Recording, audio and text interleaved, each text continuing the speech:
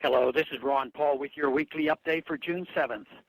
This past week, several emerging and ongoing crises took attention away from the ongoing sovereign debt problems in Greece.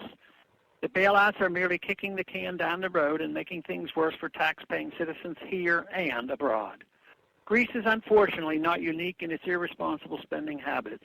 Greek-style debt explosions are quickly spreading to other nations one by one, and yes, the United States is one of the dominoes on down the line.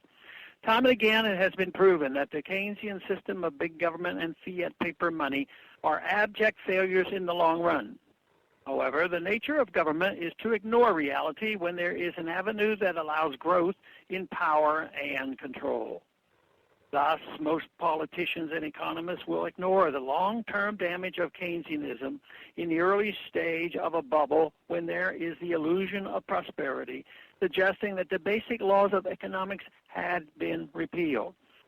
In fact, one way to tell if a bubble is about to burst is if economists start talking about how the government and the central bank have repealed the business cycle.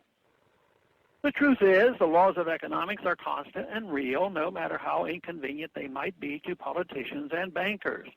This reality is setting in and the bills are coming due. In the meantime, countries that have no money have bailed out other countries that have no money, except for the phony money created by politicians, bureaucrats, and their partners in crime at the central banks. This may be preventing big, well-connected banks from having to take on massive debt, but it is all at the expense of the tax-paying citizen. As government and central banks continue the cycle of spending and inflating, the purchasing power of their currencies is constantly being degraded. These currencies are what the people are working for and saving.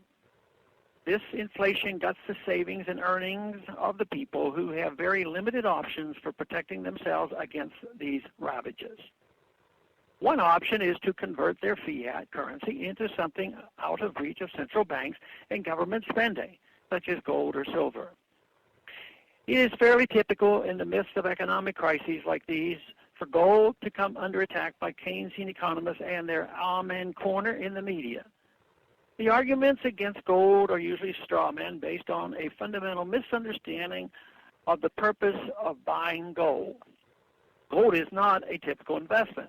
It is a defense against the predictable behavior of governments to debase a fiat currency under its absolute control.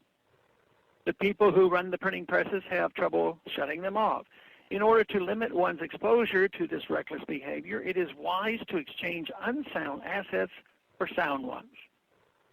As the foundation of their power, their fiat currency, is rejected or avoided, government power is compromised. Fiat currencies trade the people's freedom and security for the government's freedom to squander the wealth of the nation on wasteful pet programs, wars, and corruption. This is why the freedom of the people is so intertwined with a sound monetary unit. This is also why the founders liked gold and silver and supporters of big government hate them. Thanks for calling this update. A new update is placed on this number, 888-322-1414, every Monday.